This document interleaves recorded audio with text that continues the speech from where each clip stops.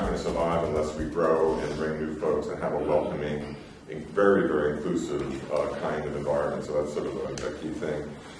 I think what motivates a lot of us is not merely the process of collaborative research, the process of connecting, the process of communicating knowledge across various boundaries, but I think it's the substance. I mean, the process is important, but the issues is what really motivates, what gets them excited, and how their energy really gets involved. And historically, and this is a little old now, but historically I think international and national entities have controlled the communication process to do the kind of stuff that Living Knowledge has been doing now for years. Not true anymore. So someone in Belfast can easily be communicating with someone in Chicago, with someone in Los Angeles, with someone in Sydney, Australia. Can we find a way of sharing findings of various projects, collaborative projects going on in multiple places? How can we put those out in the international marketplace? Being able to show that there were some people in the Netherlands or people in India or people in Colombia or whatever that were working on the same issue helped in terms of our getting funding, and it gave us credibility.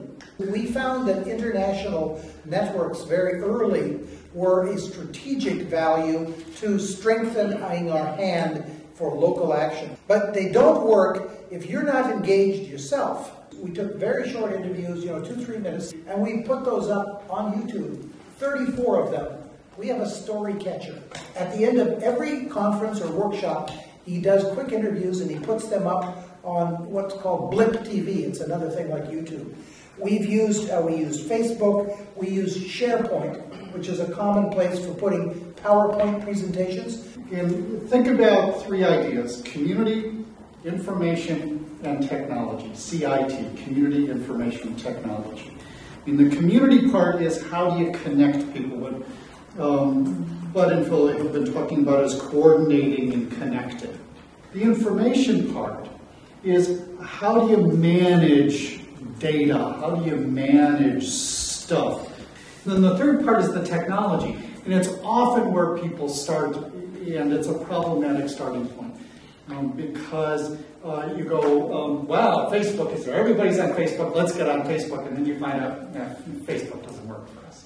Content management systems might be the best strategy because you can password protect them. You can only let certain people in, and you can store data in very specific kinds of ways so people can access some parts of it and not other parts of it. You can produce a public report that anybody can access. I mean, the content management systems are very nice for that. And so the really crucial part of this is if you're building a network, think about what are the goals of the network? What are the information goals? And what are the community building goals? And then what are the available technologies? And technologies can be good shoes as well as good computers. You did mention that you used some recent web-based techniques following a conference. And just taking part of that as because to what extent was that successful? Was your YouTube? Well, the YouTube was extraordinary. We've had, because you can follow the hits on the YouTube. Yes.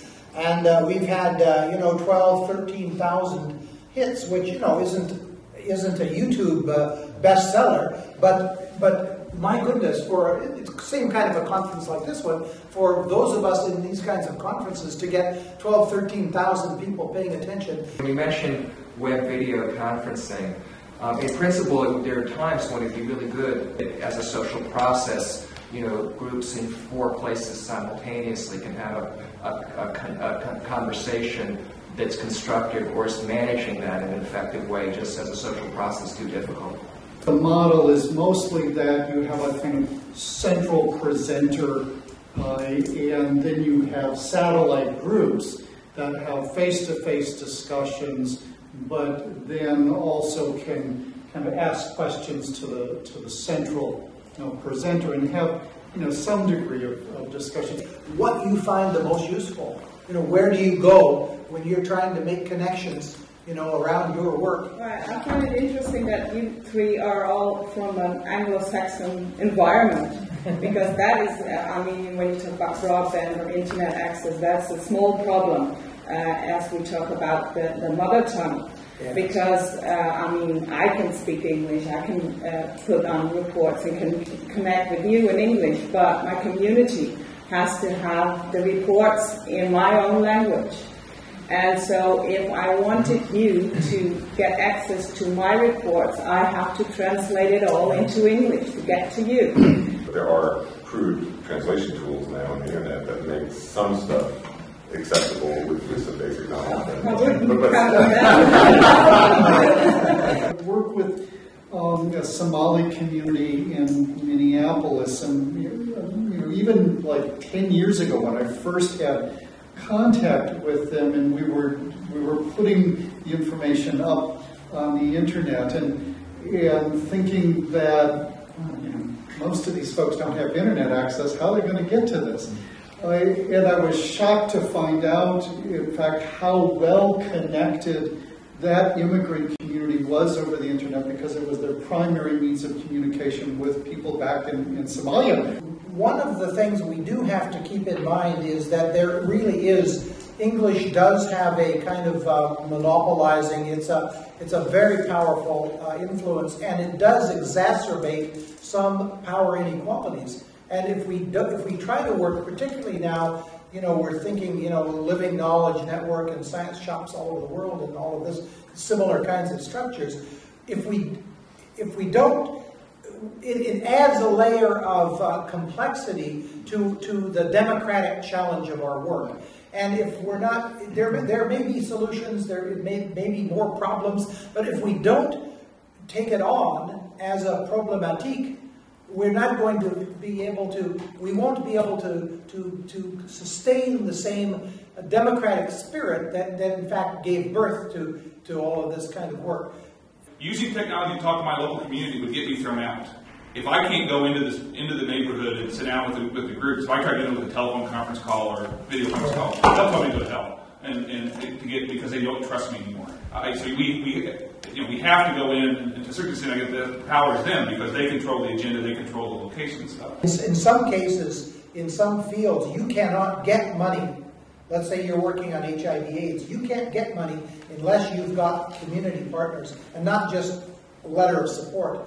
Because everybody can read what we produce, well, of course, if you can use the right language, but then it only works when your information will be implemented in another situation.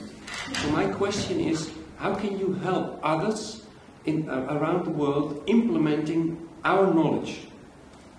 If it's usable in one setting, in one city, in one area, there's a high probability that parts of that can be usable in another area. And in fact, that gets to the core of what we're talking about here, is how does one figure out where those connections may be? Well, may be useful, but I don't think that it will be used.